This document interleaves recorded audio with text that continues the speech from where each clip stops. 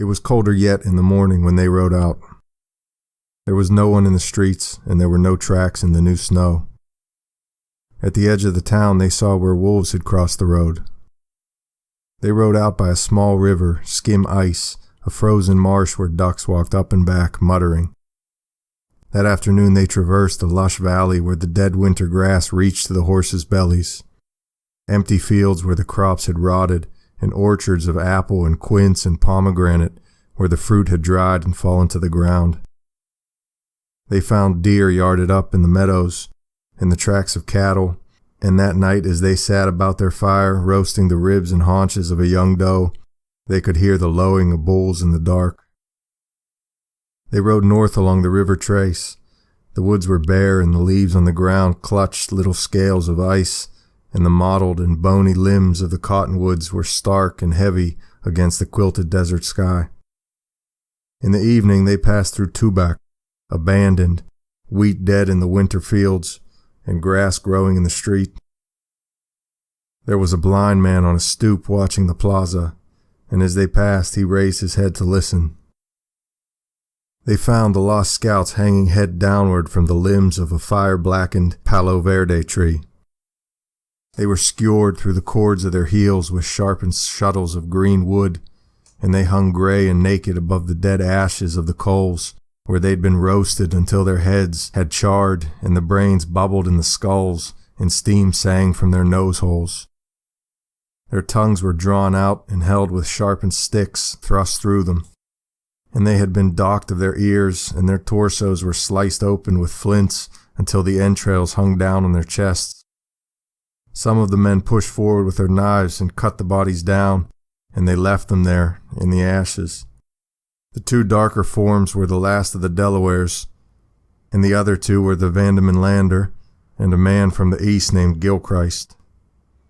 Among their barbarous hosts they had met with neither favor nor discrimination, but had suffered and died impartially. Glanton and the judge sought them out. A rude tent thrown up out of an old tarp, a sign that said, "See the wild man, 2 bits." They passed behind a wagon sheet where within a crude cage of Palo Verde poles crouched a naked imbecile. The floor of the cage was littered with filth and trodden food, and flies clambered about everywhere. The idiot was small and misshapen, and his face was smeared with feces, and he sat peering at them with dull hostility, silently chewing a turd. By midnight the citizens had cleared out, and there were armed and naked men pounding on doors, demanding drink and women.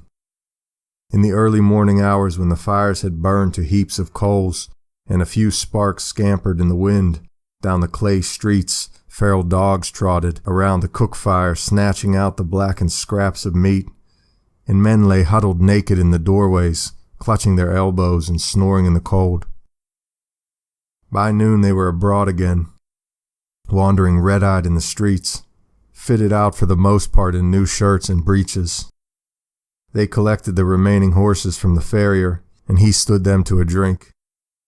He was a small, sturdy man named Pacheco, and he had for anvil an enormous iron meteorite shaped like a great molar, and the judge on a wager lifted the thing, and on a further wager lifted it over his head. Several men pushed forward to feel the iron and to rock it where it stood, nor did the judge lose this opportunity to ventilate himself upon the ferric nature of heavenly bodies and their powers and claims. 2 lines were drawn in the dirt 10 feet apart, and a third round of wagers was laid. Coins from a half-dozen countries in both gold and silver, and even a few boletas, or notes of discounted script from the mines near Tubac. The judge seized that great slag, wandered for what millennia from what unreckonable corner of the universe, and he raised it overhead and stood tottering, and then lunged forward. It cleared the mark by a foot, and he shared with no one the specie piled on the saddle blanket at the farrier's feet, for not even Glanton had been willing to underwrite this third trial. They rode on into the darkness, and the moon-blanched waste lay before them cold and pale, and the moon sat in a ring overhead, and in that ring lay a mock moon, with its own cold gray and nacre seas. They made a camp on a low bench of land where walls of dry aggregate marked an old river course, and they struck up a fire about which they sat in silence, the eyes of the dog and of the idiot and certain other men glowing red as coals in their heads when they turned. The flames sawed in the wind, and the embers paled and deepened and paled and deepened, like the blood-beat of some living thing eviscerate upon the ground before them. And they watched the fire, which does contain within it something of men themselves, inasmuch as they are less without it, and are divided from their origins, and are exiles. For each fire is all fires, the first fire and the last ever to be. By and by the judge rose and moved away on some obscure mission, and after a while someone asked the ex-priest if it were true that at one time there had been 2 moons in the sky, and the ex-priest eyed the false moon above them and said that it may well have been so. But certainly the wise high God, in his dismay at the proliferation of lunacy on this earth, must have whetted a thumb and leaned down out of the abyss and pinched it hissing into extinction. And could he find some alter means by which the birds could mend their paths in the darkness, he might have done with this one too. The question was then put as to whether there were on Mars or other planets in the void men or creatures like men, and at this the judge, who had returned to the fire and stood half naked and sweating, spoke and said there were not, and that there were no men anywhere in the universe save upon the earth.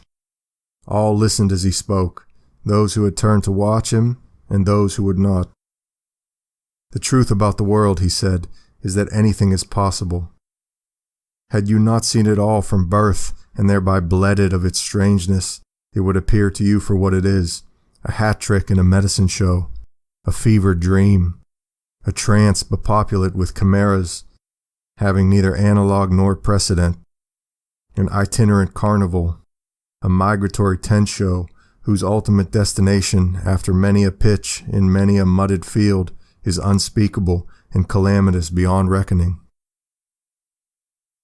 The universe is no narrow thing, and the order within it is not constrained by any latitude of its conception to repeat what exists in one part in any other part. Even in this world more things exist without our knowledge than with it, and the order in creation which you see is that which you have put there, like a string in a maze, so that you shall not lose your way. For existence has its own order, and that no man's mind can compass, that mind itself being but a fact among others. Brown spat into the fire. "That's some more of your craziness," he said. The judge smiled. He placed the palms of his hands upon his chest and breathed the night air, and he stepped closer and squatted and held up one hand. He turned that hand and there was a gold coin between his fingers. "Where's the coin, Davy?" "I'll notify you where to put the coin." The judge swung his hand and the coin winked overhead in the firelight. It must have been fastened to some subtle lead, horsehair perhaps, for it circled the fire and returned to the judge, and he caught it in his hand and smiled. "The arc of circling bodies is determined by the length of their tether," said the judge. "Moons, coins, men." His hand moved, as if he were pulling something from one fist in a series of elongations. "Watch the coin, Davy," he said. He flung it, and it cut an arc through the firelight and was gone in the darkness beyond. They watched the night where it had vanished, and they watched the judge, and in their watching, some the one and some the other, they were a common witness. "The coin, Davy, the coin," whispered the judge. He sat erect and raised his hand and smiled around. The coin returned back out of the night and crossed the fire with a faint high droning, and the judge's raised hand was empty, and then it held the coin. There was a light slap, and it held the coin. Even so, some claimed that he had thrown the coin away and palmed another like it, and made the sound with his tongue, for he was himself a cunning old malabarista. And he said himself as he put the coin away what all men knew, that there are coins and false coins. In the morning some did walk over the ground where the coin had gone, but if any man found it, he kept it to himself, and with sunrise they were mounted and riding again.